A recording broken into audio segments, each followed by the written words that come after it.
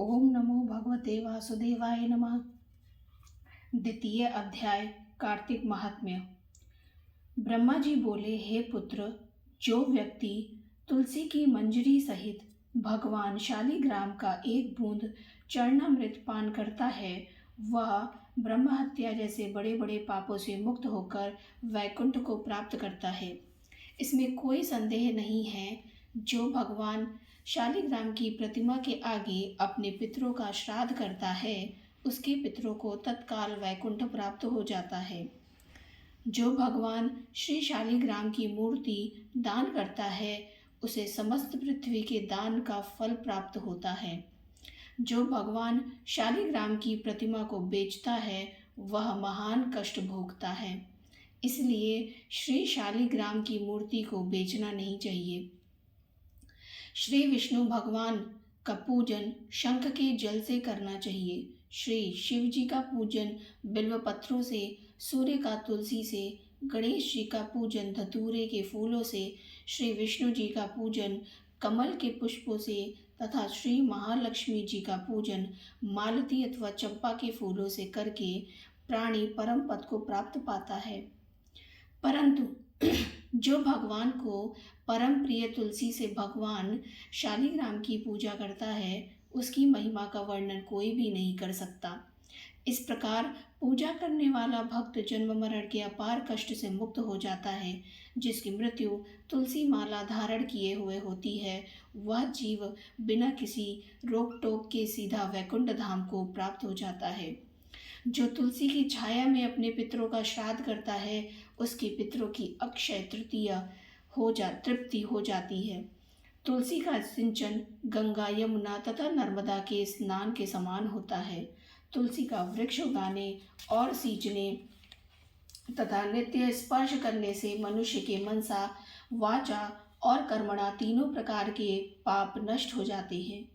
कार्तिक मास में व्रत करने वाला तुलसी जी का शांत चित्त से पूजन, प्रदक्षिणा और नमस्कार करके हाथ जोड़कर प्रार्थना करें, हे हरि की परम प्रिया, देवताओं ने तुम्हें बनाया और मुनीश्वरों ने तुम्हारा पूजन किया है। मैं भी तुम्हें नतमस्तक नमस्कार करता हूँ। जो प्राणी आंवले के पत्तों और पुष्पों से भगवान का पूजन करता है अथवा आंवले के वृक्ष के नीचे बैठकर भगवान का पूजन करता है, उसको स्वर्ण के फलों और फूलों से पूजा करने का पुण्य फल प्राप्त होता है। जो मनुष्य द्वादशी को तुलसी अथवा आंवले के पत्तों को तोड़ता है, वह घोर नरक भोगता है। प्रत्येक मनुष्य को चाहिए कि कार्तिक मास में आंवले के फल, तुलसी और गोपी चंदन की माला धारण करे। ऐसा करने से वह आवागमन के चक्र से मुक्त हो जाता है।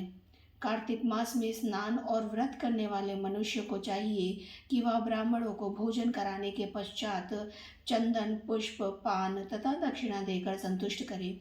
संपूर्ण कार्तिक मास में पृथ्वी पर शयन करने, ब्रह्मचर्य का पालन करने, पत्तल में भोजन करने और मौन व्रत से प्राणी परम वीर, धीर, गंभीर और कीर्तिवान होता है। जो मनुष्य एक समय आंवले के वृक्ष के नीचे पूर्ण कार्तिक मास भोजन करता है, उसके 1 वर्ष के समस्त पाप नष्ट हो जाते हैं। व्रत करने वाले को शहद, कांजी, दाल, तेल, कच्चा भोजन, दूसरों का अन्न तथा कोई भी तामसी तथा बुरे नामों वाला भोजन नहीं करना चाहिए। रविवार को आंवला खाना भी वर्जित है। देव, गौ, वेद तथा दूसरों की निंदा नहीं करनी चाहिए। अंडे, मांस इत्यादि का सेवन तो क्या, ध्यान भी नहीं करना चाहिए। मिट्टी में उत्पन्न हुआ नमक, मसूर, बासी भोजन, तांबे के पात्र में डला हुआ दूध इत्यादि, ये सब मांस के समान माने जाते हैं। अतः इनका प्रयोग भी नहीं करना चाहिए।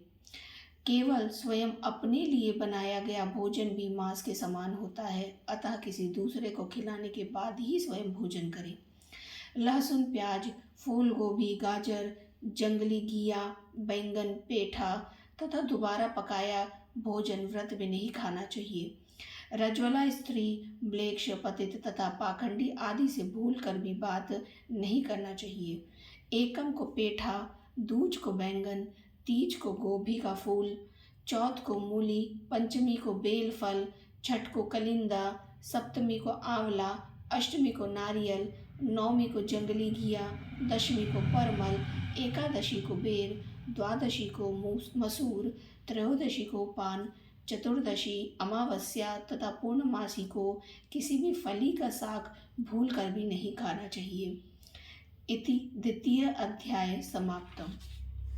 ओम नमो भगवते वासुदेवाय नमः।